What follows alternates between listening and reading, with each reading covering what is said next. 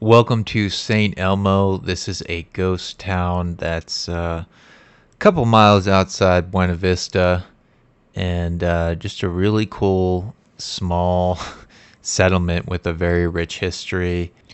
Located at an elevation of 10,000 feet in Chalk Creek Canyon, southwest of Buena Vista, the historic mining town of St. Elmo was founded in 1880 and flourished for less than a decade. Although it is actually inhabited by a small handful of full-timers and dozens of summer residents, it is considered one of the best preserved ghost towns in the West. The town attracts roughly 50,000 tourists annually, including many whom use it as a base for hiking and four-wheeling.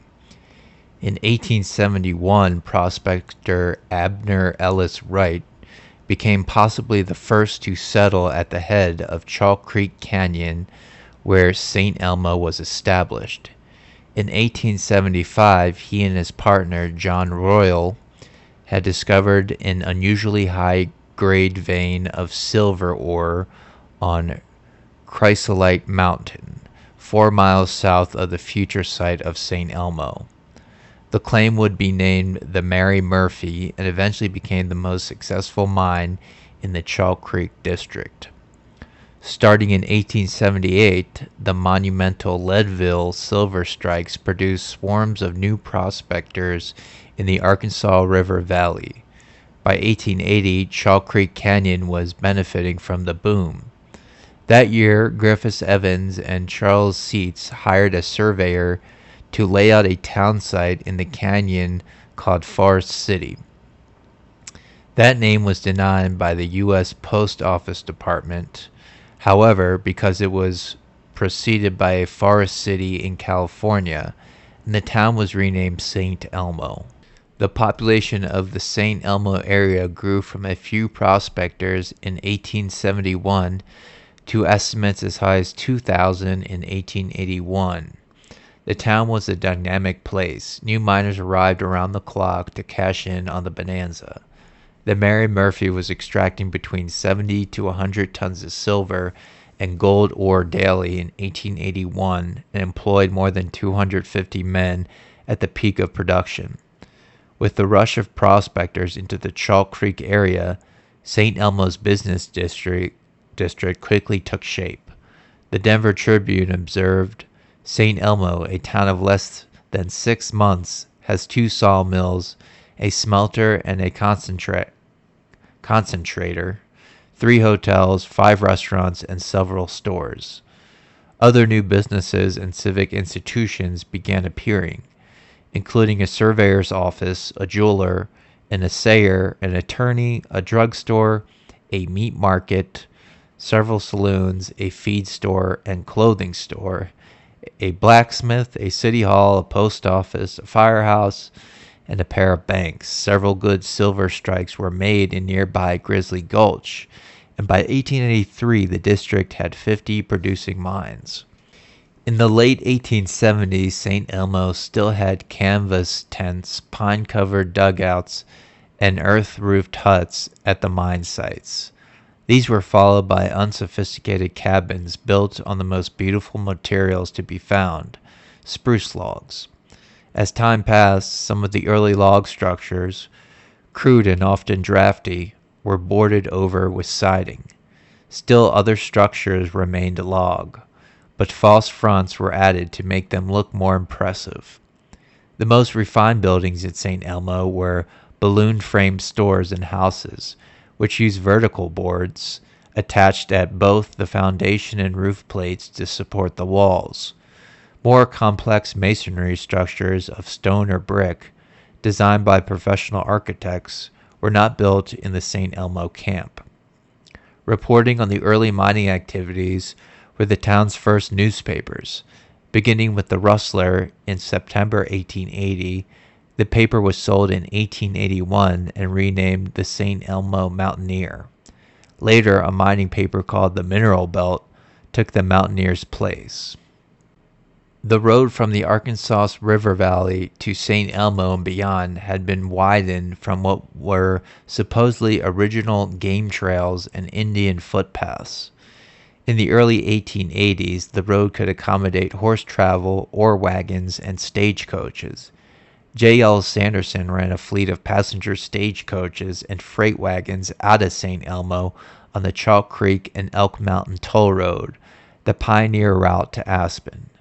A toll road was also constructed for travel south into Maysville and to Mount Shavano Mining District.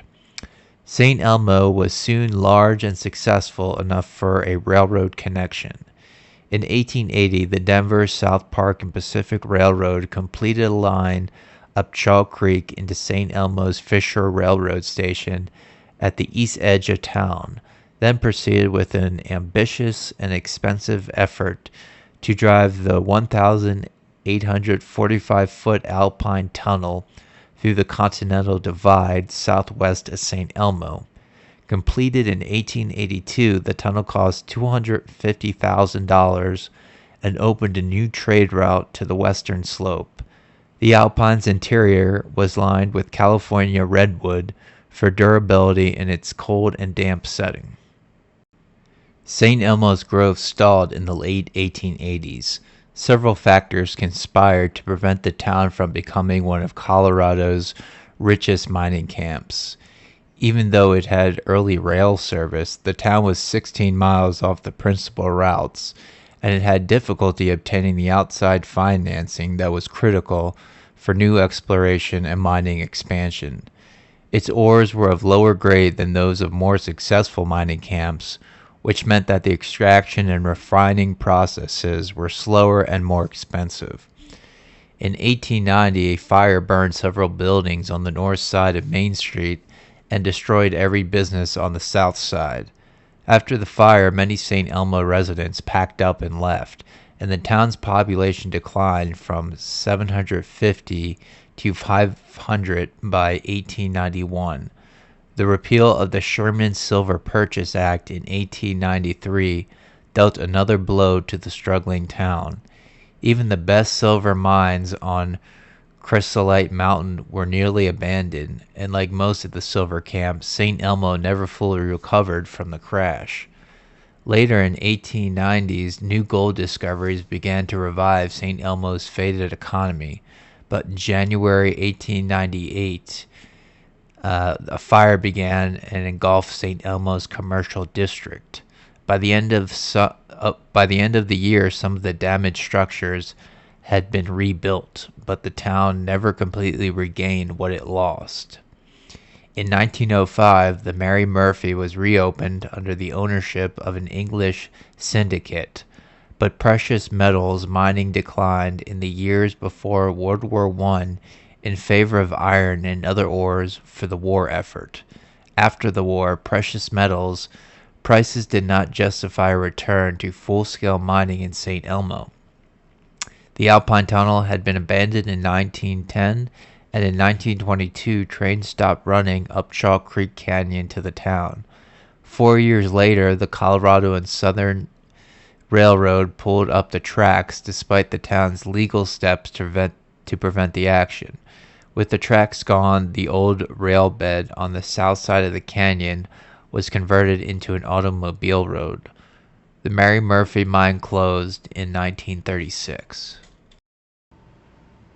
By 1943, St. Elmo had only 2 full-time residents, siblings Annabelle and Tony Stark.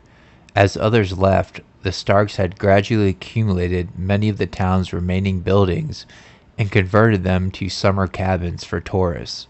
By 1960, the Starks willed their St. Elmo holdings to Mary Skogsberg, a family friend.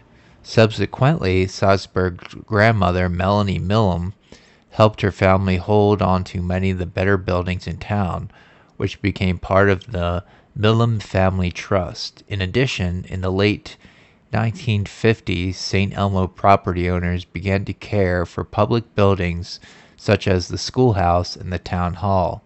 After organizing as the St. Elmo Property Ownership Association, they secured ownership of the schoolhouse in 1975 and the town hall in 1989. Now, as you can see here, this is a really beautiful area, and especially in the fall when all the aspens are peaking. This is worth the drive just to see the aspens. And I really wasn't expecting that. I knew it'd be pretty around here, but I was really surprised how beautiful this surrounding area, and especially driving through the town of Princeton. Just a perfect time of year. So, highly recommend this ghost town. It's not big, as you can see. You can honestly explore the town in under an hour and be perfectly content.